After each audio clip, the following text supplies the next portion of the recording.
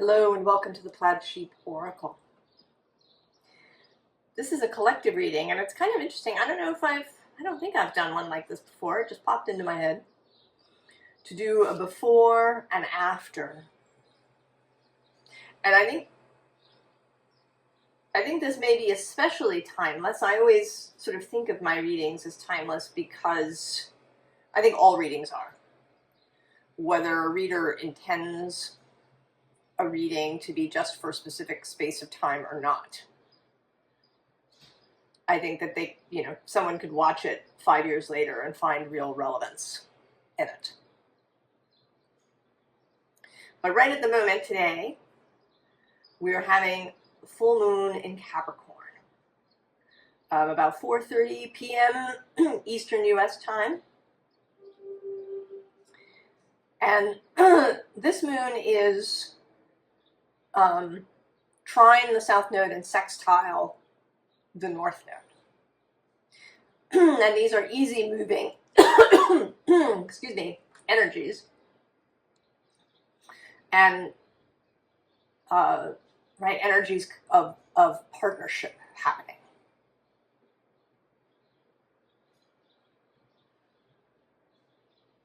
Something being worked through, something moving on.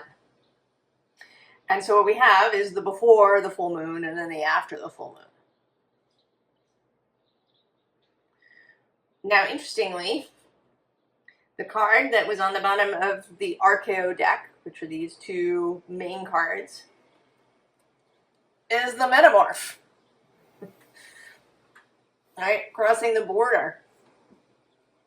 And below that is the Anima and Animus. And also the Demon. And I'm going to go one more with the Green Man, who, certainly in his ascendancy now, at least in the Northern Hemisphere, now in summer, high summer of July.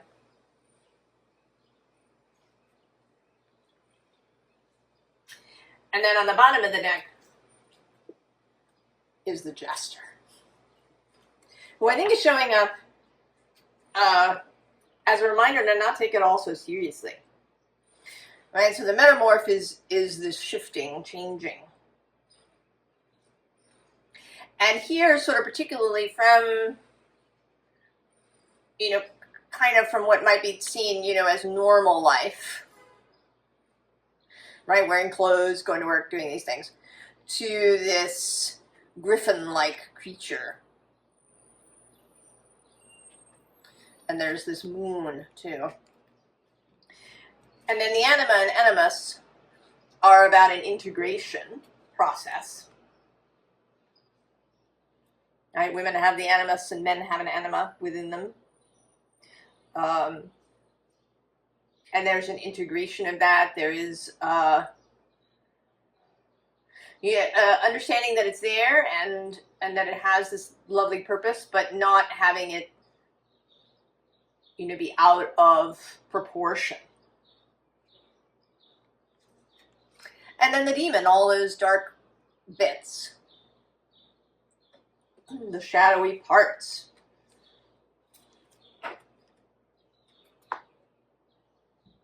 Then the signifier here is the healer. So the before is this process that we've been in of, I want to call it reclamation,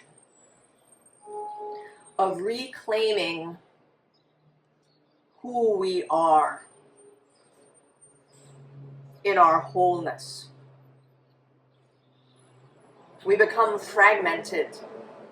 There's all these, divided loyalties and motivations, what people call parts work, or internal family systems, or these kinds of therapies and processes where we can, you know, talk to these different parts. But the aim, at least I think the aim, is to integrate them back into a whole person. You are not a bunch of individual personalities. I think thinking of them that way for too long can backfire. They are motivations or loyalties or beliefs that sometimes contradict one another directly. Because life is like that, so we form them in order to be able to proceed.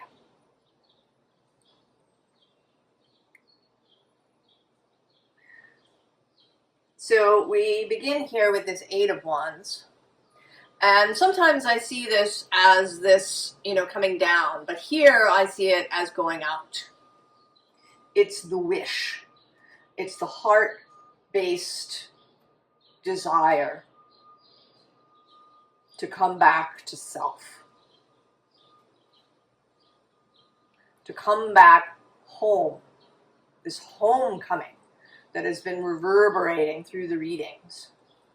And I think is reaching its peak here from the Cancer new moon and the Capricorn full moon, these two signs that are especially intertwined with home in its various ways. Now the underside is the Two of Swords. So there's that choice. The choice to follow the promptings. Once you made this wish, you know, the wish is not a choice. The heart is always asking whether the conscious mind is participating with that or not. So the wish to be whole, the wish to return home to the true self. And in some ways, this may be a home that you never knew as an incarnated, full human. It may have only been known in that moment of conception.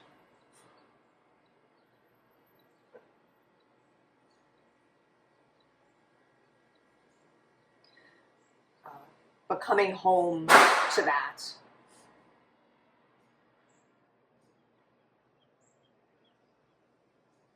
I've been thinking, there was a reading recently that I almost called The Great Turning.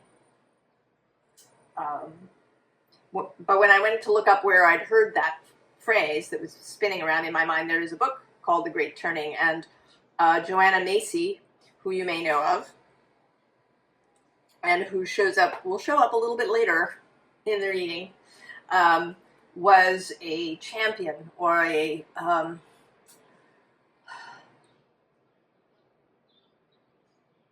herald of this idea of the great turning, where humanity turns back to nature.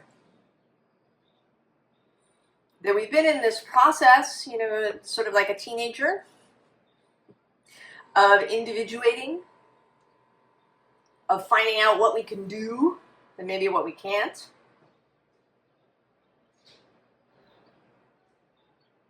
And we've come here. And that there will be a turning, a real maturing, and a return to really knowing ourselves as part of nature, as part of the everything.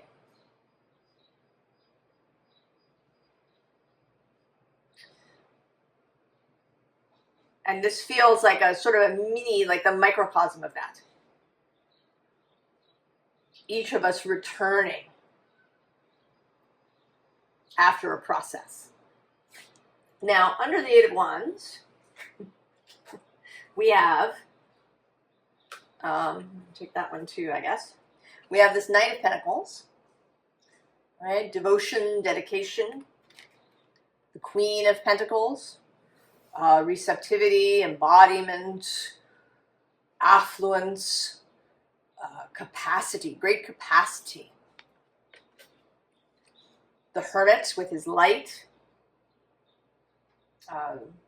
knowing our own mind, a kind of personal connection to source that doesn't require a mediator. The High Priestess, more of that connection, and here in a very receptive capacity, receiving inspiration, promptings from source. Then the Wheel of Fortune, the movement of time and the planets and the energies and other souls through our lives. The Empress herself. And here she is, and I'm going to keep her out actually with, right, she has this wand, and she's very young here. Often the Empress is shown as a mature woman who's pregnant. But this is a youthful Empress. I'm going to put her over here because she's going to come back and talk to us again later. And then the Six of Wands of Victory. And all of these energies, and actually maybe I'll even go one more to this lovely Eight of Pentacles, where the artist and the creation are working together. I mean, this feels like this trine sextile relationship that's going on between this full moon and the nodes. Right? We did have both the Hermit and the High Priestess, Virgo and Pisces, where the nodes are showing up here. One more. Queen of Cups, Cancer, showing up. So all of that has been behind you. Even if you didn't feel it, the whole of creation, all of your unseen allies, the very nature of everything, right? This process of finding things out and then taking those and coming back.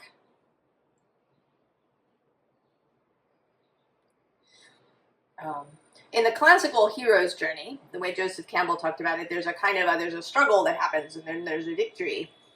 And there sort of is that.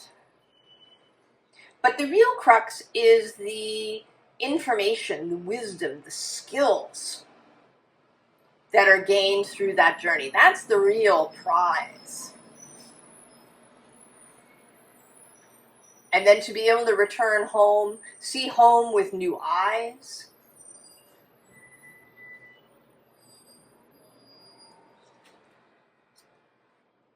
So we have the Three of Pentacles, and, you know, this looks like there's lots of stuff going on here. And, you know, this is upside down, and, you know, there may have been some confusion, and there's bumping up against lots of different people, and, you know, everybody in this picture seems to be doing their own thing. They're not talking to each other. And then we have this Four of Cups. You know, the sense of maybe wanting to give up. You know, that none of these cups will do. You know, this person has brought you cup after cup, and it's just not. And then the Five of Pentacles, fear, you know, maybe a sense of isolation, this whole, you know, journey that you've been on. If you have encountered new ideas, maybe new belief systems, things that you thought were sacrosanct, being shown to just be a construction.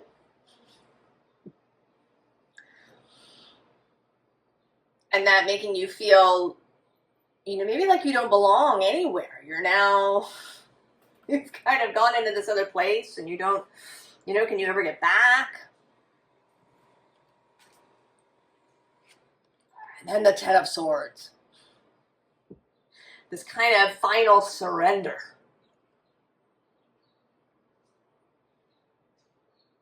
This final release. And there's an ecstasy here. We also have here 2, 3, 4, 5, and then 10.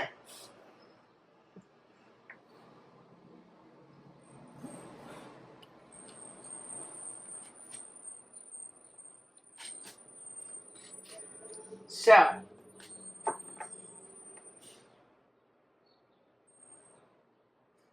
that there may have been a kind of acceleration, right? Because you allowed this to happen.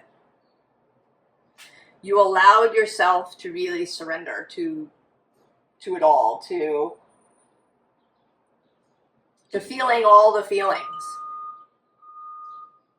to considering that maybe you don't know anything for certain, to consider that almost everything is a construct of some kind, perhaps.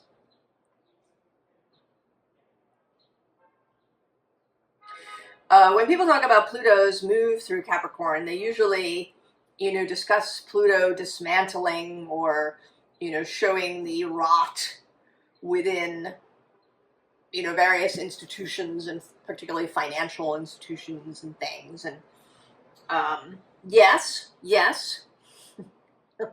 on the micro level, actually. But what is it on the macro level? What is it on the spiritual level? Was Pluto's passage through Capricorn, for some of us, not everybody, it's never everybody, to see the spiritual nature of matter, to rethink Saturn, who is Capricorn's planet, to remember that Capricorn is the sea goat, this mystical creature,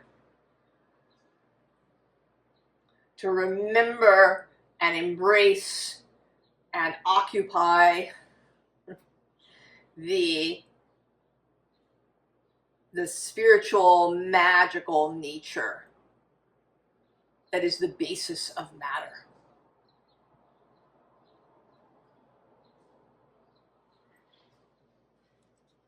So, the star.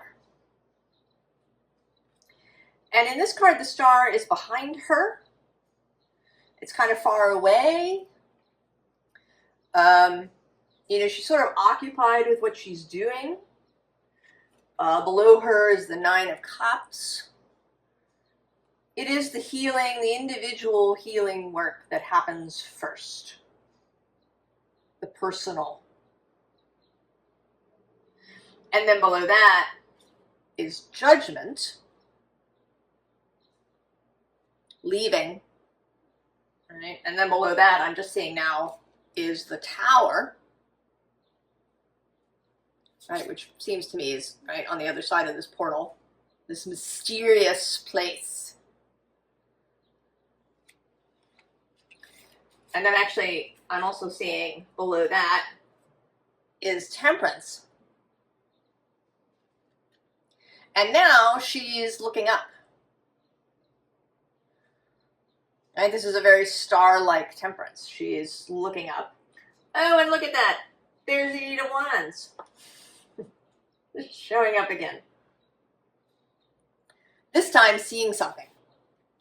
Right? I want to say that she is seeing all of this stuff that's been behind her.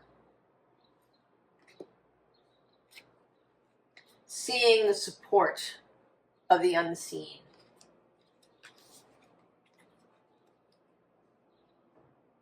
And then the bottom of the deck is this Page of Wands. like waiting. An energy that waits in the wings for this individual process to happen. Page of Swords, that new willingness to take in new information, to have a beginner's mind about things.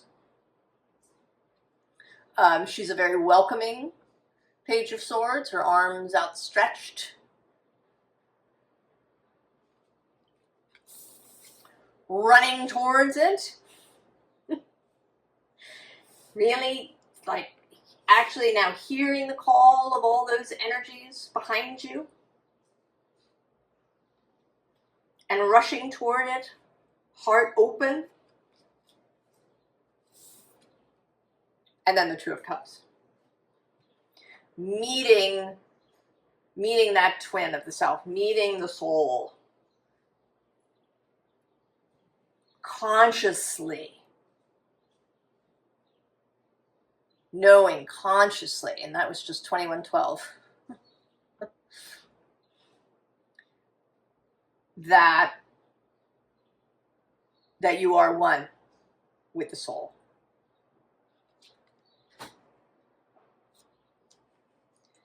So then we have the after.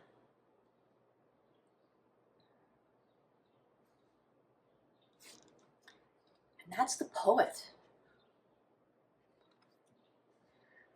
I just did a reading for Pisces that was called Life Becomes Jazz. And this is like that. You know, it sort of feels like starting, you know, you start off, and what life feels like is, you know, some textbook. Well, actually, like you really start off life really when you're early, right? It's just, you know, songs and children's books, picture books, right? But then life kind of becomes a textbook. Dry, prescribed, it's got a bunch of rules in it. And when you began this process, the first thing, or one of the things that happens along the way, is that you start to write, you know, more prose, right? Fictional prose, or you know, essays rather than textbooks. If you've ever read Martin Shaw, and I would recommend him. In fact, since we're talking about it,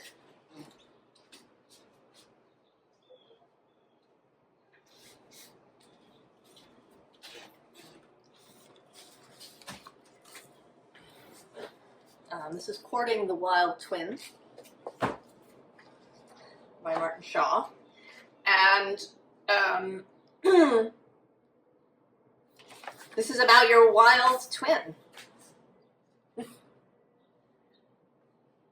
Someone wants to talk to you. The business of stories is not to enchant.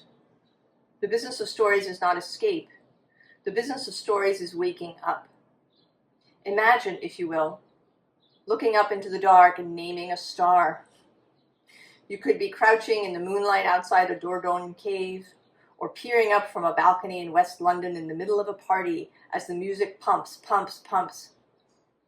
But for some reason we commit to gazing. And something happens when we, maybe rashly, give ourselves utterly to the turbulent luminosity of the universe. We start to gabble in love speech. So there you are, looking at the star. You could call it something like flint of whalebone, dream coin of the moon, pale rivet of the sun's own spear, white bridle of the black riders. The condition of wondering is still absolutely intact in us. It is. Amongst the loaded shopping trolleys of Walmart and Tesco, the fluorescent tech hubs, flicker screens, and finger-beckoning apps, it's still there. This raw, imaginative, holy thing.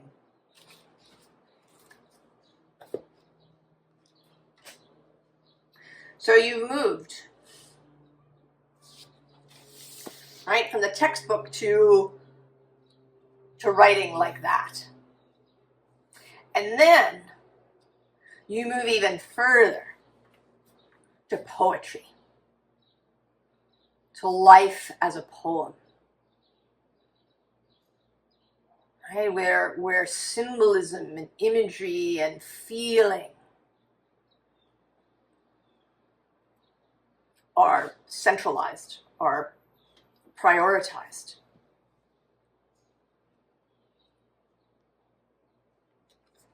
The Four of Swords. Dreaminess, a change of mind, a relaxation of the mind. You know, if your mind has been all... just as your body can be tense, your mind can be like that, gripped like a fist. Below that, the Moon. And then, interestingly, the King of Swords, whose mind is his own. I think he often gets a little bit of a bad rap. He's often seen, you know, as unemotional and, you know, really rational and logical and, but I think he's actually a mystic.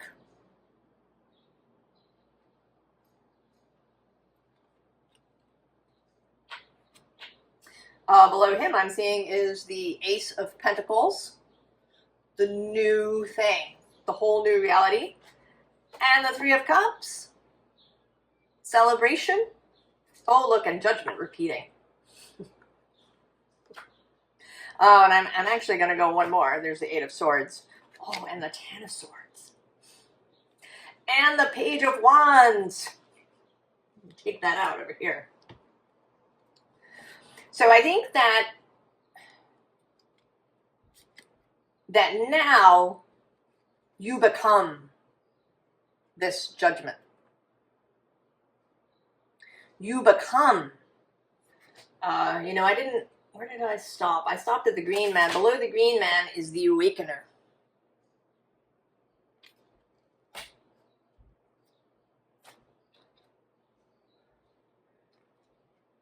You heard the call, and now you're passing it on. And in doing so, you help release this person to their own Ten of Swords and then Page of Wands moment. The underside, naturally, is the Magician. I'm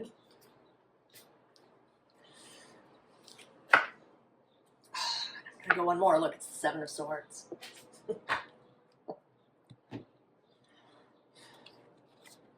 King of Cups. So not just King of Swords, not just your own mind, but your own heart, your own emotions.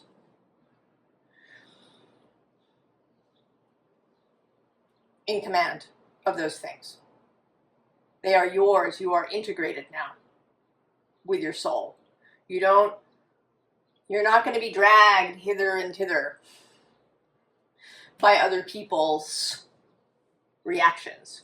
You're not closed off to it. You feel them. You're just not swept away or overset.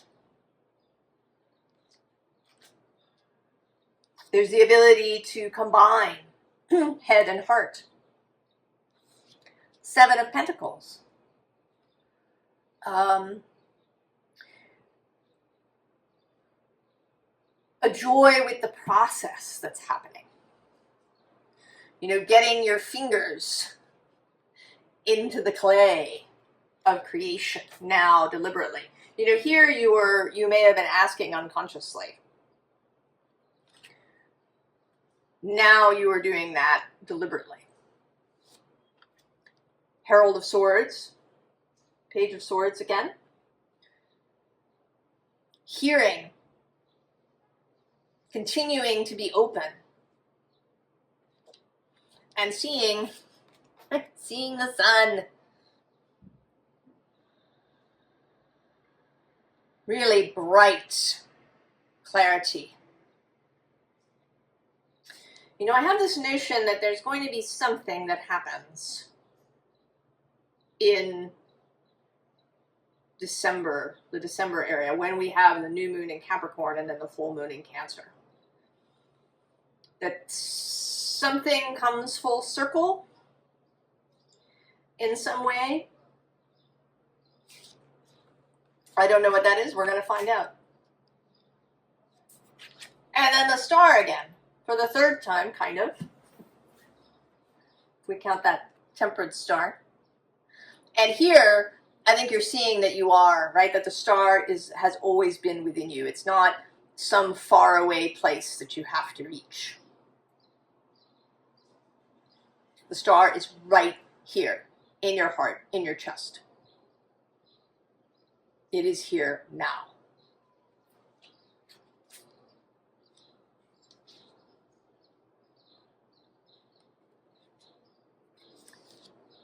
Five of Ghosts. And this feels very much like your ancestors who, right, they don't want you, it's not about doing things, you know, the way they were done in ancient times or in, you know, whenever. It's about an understanding of who you really are.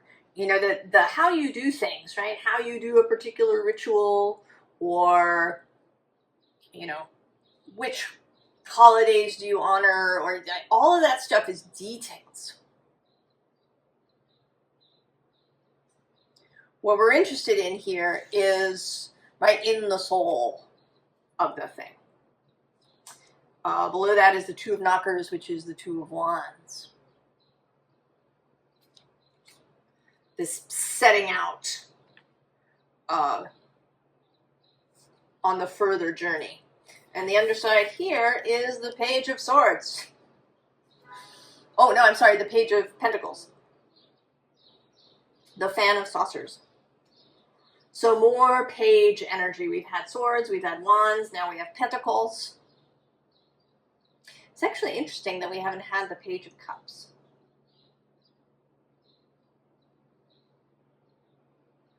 I'll think about that before we finish. Maybe it's hiding somewhere in another deck. We'll see. But the student, the novice, and being really excited about it. You know, not feeling insecure, but feeling excited about learning a bunch of new things, about expansion. Right? That getting your hands in the clay thing. Skeptic of Ghosts. This is the King of Swords reappearing. And, you know, I think he's walking away on, right, he's heading out on his own. He's absolutely prepared to do that. It doesn't frighten him that he thinks differently than everybody around him.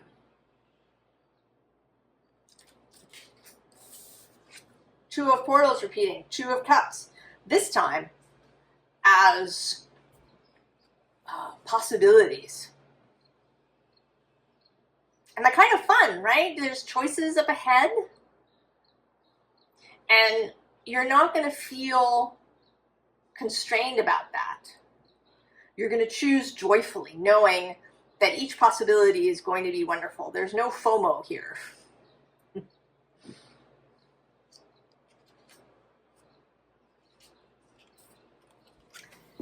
And then the Ten of Ghosts. This is actually the Ten of Swords reappearing for the third time, but in a very different way. Right? This is more, you know, doing magic, experimenting with things, really getting into the process.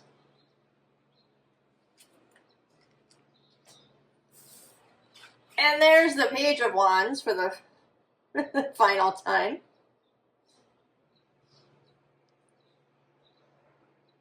So we've had,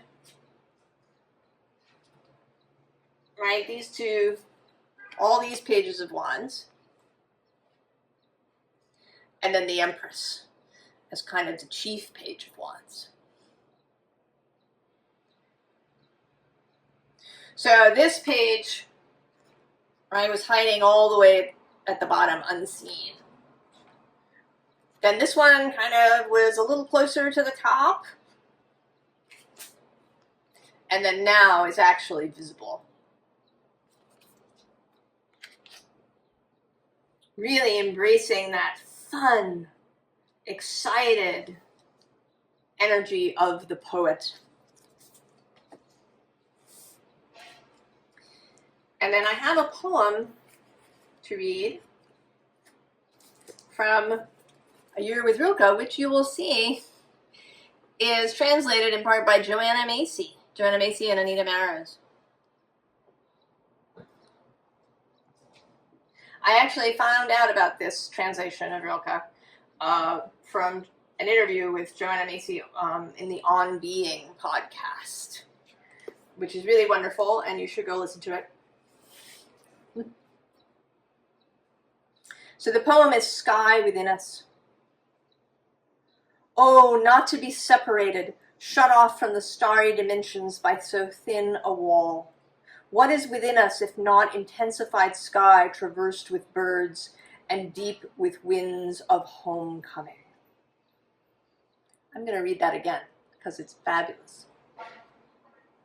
Oh, not to be separated, shut off from the starry dimensions by so thin a wall. What is within us if not intensified sky traversed with birds and deep with winds of homecoming?